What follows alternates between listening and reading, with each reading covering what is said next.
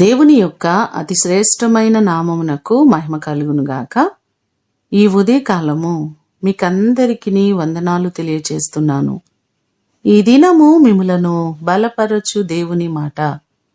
మీరందరూ మనసున ధైర్యము వహించి నిబ్బరముగా ఉండుడి. కీర్తనలు 31వ కీర్తన 24వ చరణం.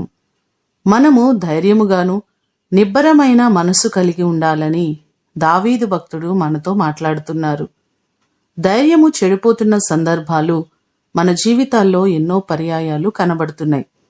ద్వితీయోపదేశకాండము 31వ అధ్యాయము 23వ వచనంలో చూస్తే, యెహోవా నూను కుమారుడైన యెహోషువతో అంటున్నారు, నీవు నిబ్బరము కలిగి ధైర్యముగా ఉండుము, నేను నీకు తోడై ఉంటానని వాగ్దానం చేస్తున్నారు.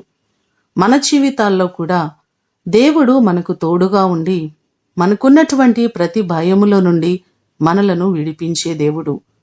ఈ మాటలు వింటున్న మీకందరికీ దేవుడు తోడయుండి ప్రతి పరిస్థితులలో ఆయన మీకు సహాయము చేయునుగాక.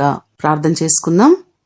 పరలోకమందున్న మా తండ్రి, మీ పాదములకు వందనాలు, స్తోత్రాలు.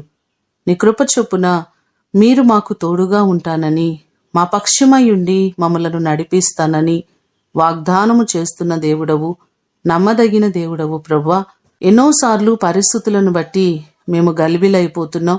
మాకున్నటువంటి ప్రతి భయముల నుండి, ప్రతి పరిస్థితుల నుండి మీరు సరిచేయండి. మీరు మా పక్షమై ఉండి మమ్మలను నడిపించండి ప్రభువా.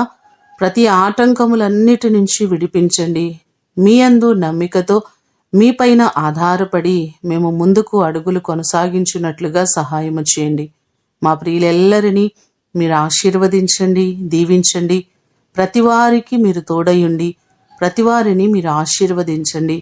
నీ కృపాక్షేమములు ఈ దినమంతా కూడా మీరు మాకు దయచేయమని యేసు అతి శ్రేష్టమైన నామమున అడిగి వేడుకొని పొందియున్నాము తండ్రి. ఆమేన్. దేవుడు మిమ్ములను దీవించునుగాక.